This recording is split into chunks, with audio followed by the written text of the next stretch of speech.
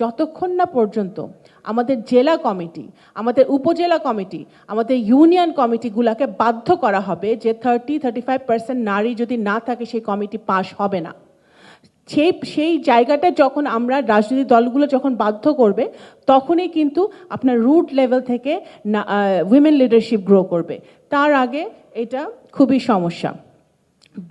বাংলাদেশ জাতীয়তাবাদী দলের সরকার চেষ্টা করছে, BNP has always been women friendly party. তারা চেষ্টা করছে যে নারীদের ক্ষমতায়নকে আরও কীভাবে বৃদ্ধি করা যায়।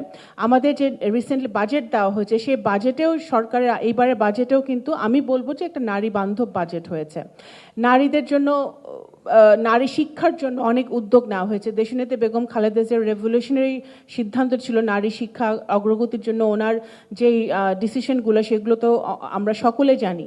সেটাকে আরও এক ধাপ আগিয়ে নিয়েছেন বর্তমানে মাননীয় প্রধানমন্ত্রী, যে এখন একেবারে আপনার গ্র্যাজুয়েশন পর্যন্ত নারীদের শিক্ষা উনি ফ্রি করার ব্যবস্থা করছেন।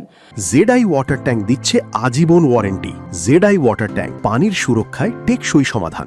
নারীদেরকে, আমাদের ছোট ছোট বাচ্চাদেরকে আরও শিক্ষা প্রাইমারি স্কুলে আনার জন্য আপনার স্কুল ইউনিফর্ম, স্কুল ব্যাগ, জুতা, এগুলো কিন্তু এই জিনিসগুলো কিন্তু সরকার শুরু করছে। সরকার চাচ্ছে যে যত বেশি, যেটা একটু আগে বক্তারা বললেন, যত বেশি নারীরা শিক্ষিত হবে, যত বেশি মেয়েরা শিক্ষিত হবে, তত বেশি তাদের ইন্ডিপেন্ডেন্স হবে এবং তত বেশি তাদের ডিসিশন নেওয়ার ক্ষমতাটা তৈরি হবে।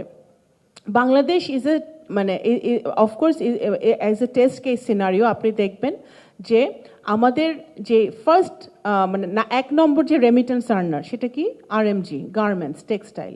এই গার্মেন্টস সাস্টেইন করতো না যদি আমাদের নারীরা এই ফ্যাক্টরিগুলোকে না চালাতেন, নারীরা কাজ না করতেন। এবং এই লক্ষ লক্ষ নারীরা সারা বাংলাদেশে এই আরএমজি সেক্টরে কাজ করে ডিরেক্টলি আমাদের ইকোনমিতে কন্ট্রিবিউট করছে, ডিরেক্ট কন্ট্রিবিউশন। সুতরাং এই কথাগুলো কিন্তু আমরা বলি না, আমাদের বলতে হবে, করতে হবে। আমার সামনে যারা বসে আছেন, আপনারা যারা রাজনীতি করছেন বা রাজনীতি করবেন, ইনশাল্লাহ আপনারা এই দেশে আরও সামনে এগিয়ে যাবেন। আমি আপনাদেরকে একটা কথা বলতে চাই, আমার ব্যক্তিগত এক্সপিরিয়েন্স। সেটা হচ্ছে যে ইটস নেভার ইজি। পদে পদে আপনি বাধা প্রাপ্ত হবেন, এটা রিয়ালিটি। বাট বাধা অতিক্রম করে আগাতে হবে। চামড়াটা একেবারে গন্ডারের চামড়া করতে হবে, সোজা হিসাব। আপনি গন্ডারের চামড়া না করলে, আপনি দেখেন আগে নারীদেরকে ইফটিজিং, বিভিন্নভাবে ছোট করা, এটা অবহেলা করা, এগুলো হতো। এখন শুরু হয়েছে ডিজিটাল হ্যারাসমেন্ট, আরেক ধাপ এগিয়ে। এআই ব্যবহার করে বিভিন্নভাবে নারীদেরকে হ্যারাসমেন্ট করা হচ্ছে। যারা রাজনীতি করে তাদেরকে হ্যারাস করা হচ্ছে, যারা অনলাইনে ব্যবসা বাণিজ্য করে তাদেরকে হ্যারাস করা হচ্ছে, বিভিন্নভাবে কিন্তু হ্যারাস করা হচ্ছে।